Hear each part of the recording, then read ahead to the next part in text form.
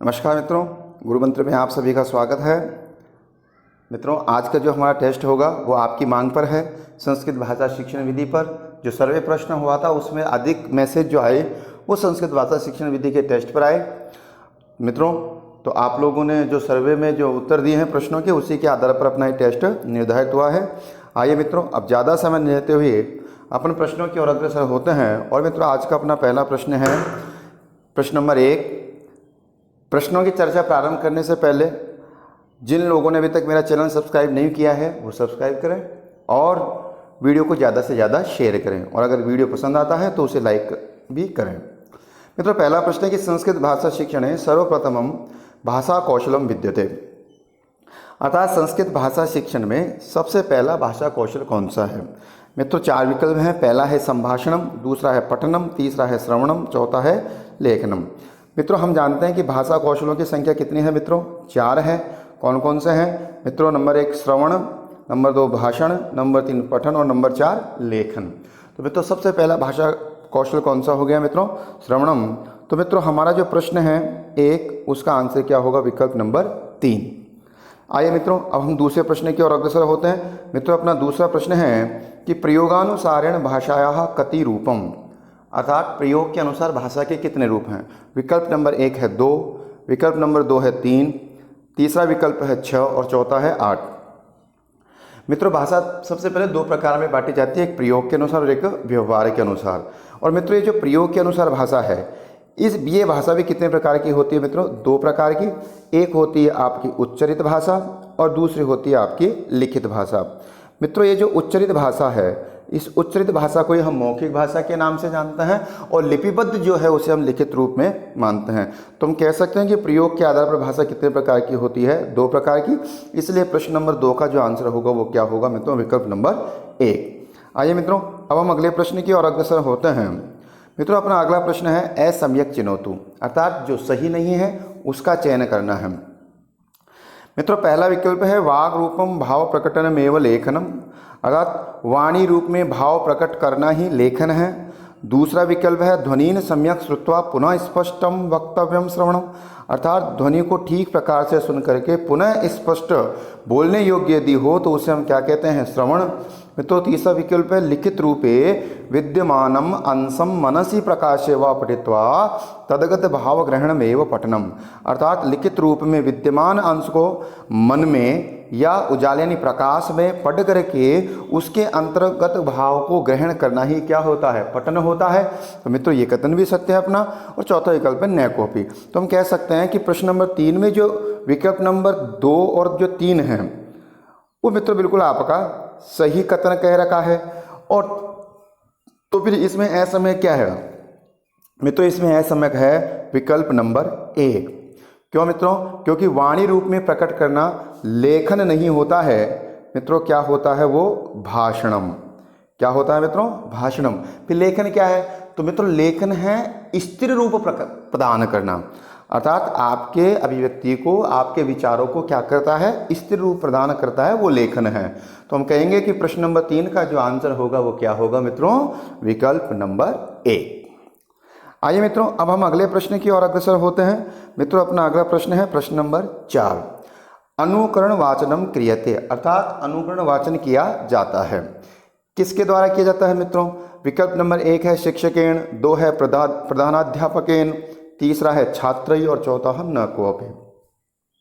तो मित्र देखिए, यहाँ ध्यान रखने की बात यह है कि जब भी कोई पाठ्य योजना बनती है तो मित्रों इस पाठ्य योजना में प्रस्तुतिकरण जो होता है उस प्रस्तुतिकरण में आदर्श वाचन और सस्वर वाचन ये करने वाला जो होता है वो शिक्षक होता है, जबकि अनुवाचन और अनुकरण वाचन जो करने वाला होता है वो कौन होता है मित्रों? छात्र होता है। तो इसलिए प्रश्न नंबर 4 का जो आंसर होगा वो क्या होगा मित्रों? विकल्प नंबर 3, अर्थात अनुकरण वाचन छात्रों के द्वारा किया जाता है। आइए मित्रों, अब हम अगले प्रश्न की ओर अग्रसर होते हैं। और मित्रों, अपना अगला प्रश्न है प्रश्न नंबर 5। यशपाल समिति द्वारा भारम विना अधिगमम इति नामनी प्रतिवेदने कानिचित अनुशंसानि कृतानि। प्रश्न बिल्कुल सरल भाषा में है कि यशपाल समिति द्वारा भार बिना अधिगम यानी कि बिना भार के बिना सीखना, यानी बिना बोझ की शिक्षा हो, इस नाम से जो प्रतिवेदन में कुछ अनुशंसाएं की गई। निम्नलिखितेषु किम अनुशंसनम, उनमें निम्नलिखित में से कौन सी अनुशंसा नहीं है। पहला विकल्प है मित्रों, छात्रा भार युक्त स्यूतम न स्वीकुर्यः, अर्थात छात्र भार युक्त स्यूत, स्यूत से तात्पर्य मित्रों बैग, अर्थात जो वजन वाला बैग है वो स्वीकार नहीं करे। दूसरा विकल्प है कि गृह कार्य से मात्रा न्यूनी भवेत, अर्थात गृह कार्य की मात्रा क्या हो, न्यूनी यानी कम हो। मित्रों तीसरा विकल्प है शिक्षण अधिगम प्रक्रिया गतिविधि आधारित मनोरंजनी का च भवेत, अर्थात शिक्षण अधिगम की जो प्रक्रिया है वो गतिविधि आधारित और मनोरंजनात्मक हो।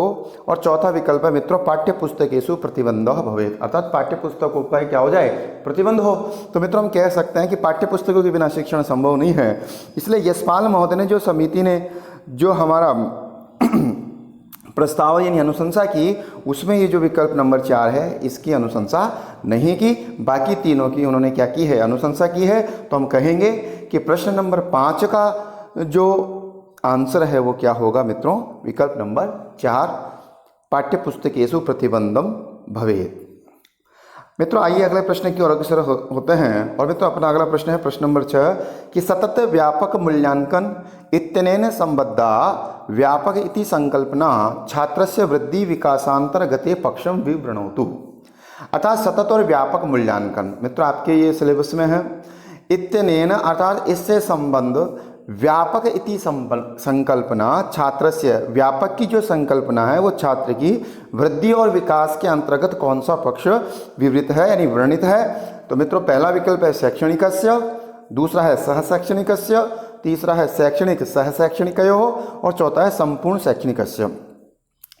तो मित्रों ये जो प्रश्न नंबर 6 इसका आंसर होगा मित्रों आंसर नंबर 3 विकल्प नंबर 3 होगा कि शैक्षिक और सहशैक्षिक यानी कि शिक्षा के साथ साथ जो अन्य गतिविधियां होती हैं उनके पक्ष के बारे में क्या है मित्रों, वर्णन है। तो व्यापक के अंतर्गत उसका सामाजिक भी आ जाता है, शारीरिक भी आ जाता है और मानसिक दृष्टिकोण भी बालक यानी बालिक से वृद्धि और विकास से संबंधित होता है।